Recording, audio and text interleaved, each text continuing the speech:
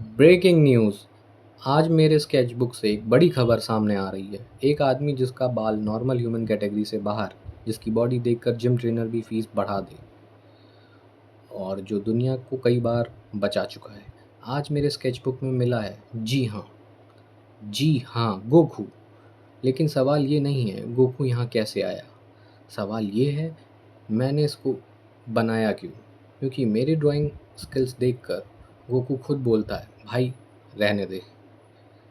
Investigation शुरू हुई तो स्केचबुक में कुछ अजीब सबूत मिले। पेंसिल के निशान, इरेज़र के मार्क्स और कुछ ऐसी लाइन जिनको खुद मुझे नहीं पता वो यहाँ पे क्यों है। पुलिस ने पूछा ये लाइन किसने बनाई। मैंने कहा मैंने। क्यों? पता नहीं। फिर रहने दिया। यही होता है इंडिपेंडेंट आर्टिस्ट का इन्वेस्टिगेशन सिस्टम। एविडेंस भी हम बनाते हैं और एविडेंस को इग्नोर भी हम ही करते हैं।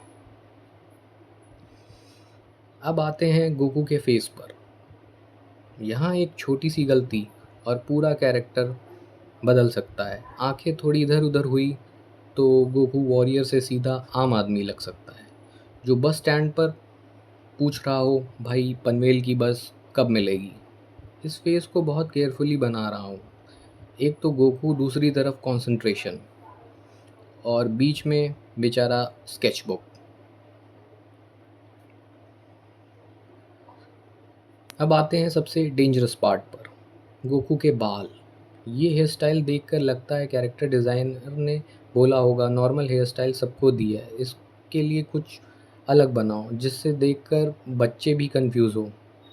और एक एक स्पाइक ऑब्ज़र्व कर रहा था। कहीं से निकला, कहीं को गया, कहीं वापस, कहीं इधर, कहीं उधर। एक पॉइंट पर लगा कि गोकू के बाल नहीं बना रहा हूँ, इलेक्ट्रिसिटी का सर्किट डायग्राम बना रहा हूँ।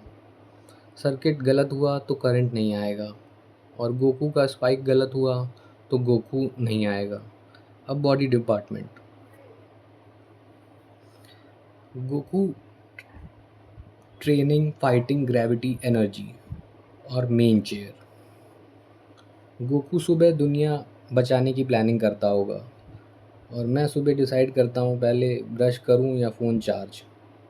दोनों की प्रायोरिटी अलग है, लेकिन एक चीज़ कॉमन है, गोकू को भी खाना बहुत पसंद है।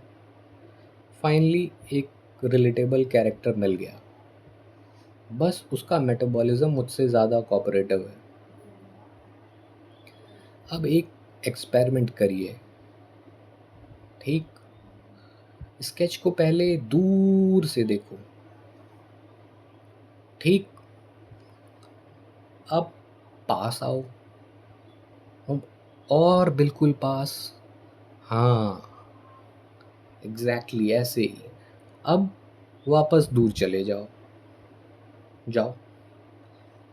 आर्टिस्ट की इज्जत मेंटेन करने के लिए डिस्टेंस बहुत इम्पोर्टेंट होता है, क्योंकि ड्राइंग जो जितना पास से देखोगे उतने सवाल आएंगे। ये लाइन क्यों है, ये शेप ऐसा क्यों है। और मेरे पास हर सवाल का एक ही जवाब है, क्रिएटिव डिसीजन। फाइनली इन्वेस्टिगेशन ख़त्म होने को है। सस्पेक्ट गोकू, लोकेशन मेरा स्केचबुक, वेपन पेंसिल, मोटिव मुझे खुद नहीं पता। लेकिन गोकू को ड्राइंग करने में मेरे लिए एक सिर्फ ड्राइंग ही नहीं है, गोकू एक कैरेक्टर है।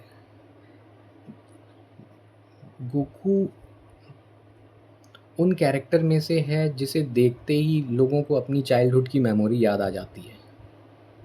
इसीलिए आज गोकू मेरे स्केचबुक में सिर्फ एक कैरेक्टर नहीं, एक गेस्ट अपीयरेंस है।